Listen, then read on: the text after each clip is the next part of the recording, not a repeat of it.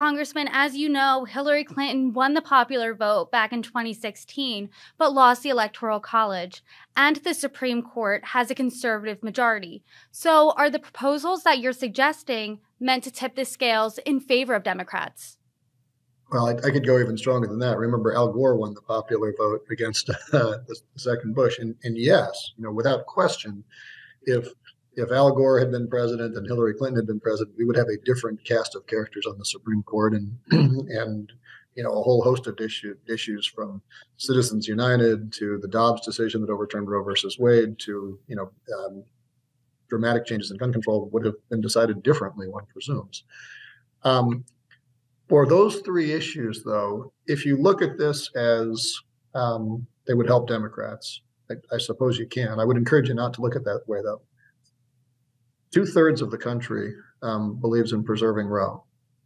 The overwhelming majority of the country believes that we need universal background checks for guns and should have an assault weapons ban. Huge majorities of the country think we should get dark money out of politics.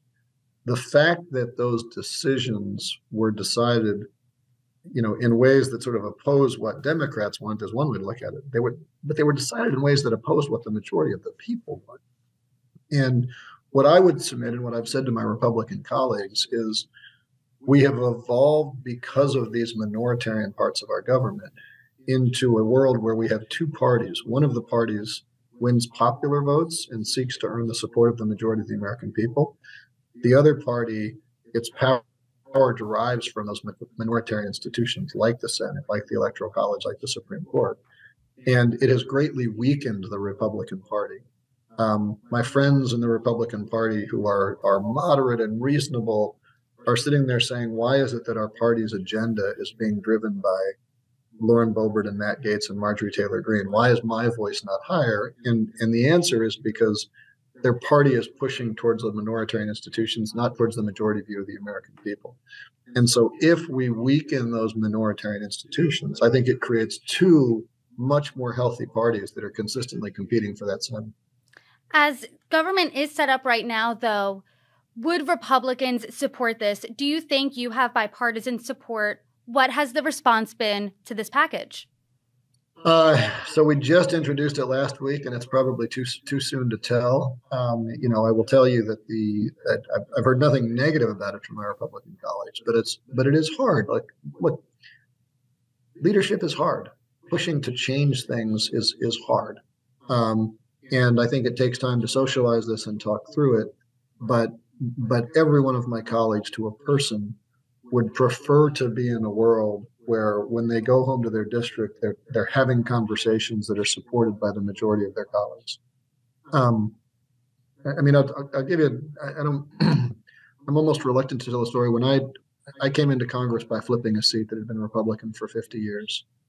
When I took over the office, the district office that was there had been lined with Kevlar walls because my predecessor was concerned about people coming in and attacking him. I mean, how horrible to have that fear. I've never had that fear. Hopefully I'll never have that fear in this line of work. But that's the kind of environment that's created when your route to power depends on opposing the majority will.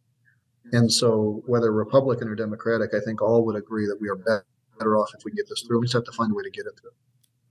Since you might not have the support right now, is this about getting the package through Congress, or is this more about injecting this into the national debate, starting a conversation?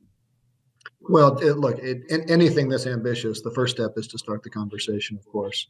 But I would point out that there's a big difference between Republican voters and elected Republicans. When I talk about 2/3 of the country being in favor of keeping the protections of Roe, 2/3 of the country is not Democratic, right? Those are significant pieces of both parties.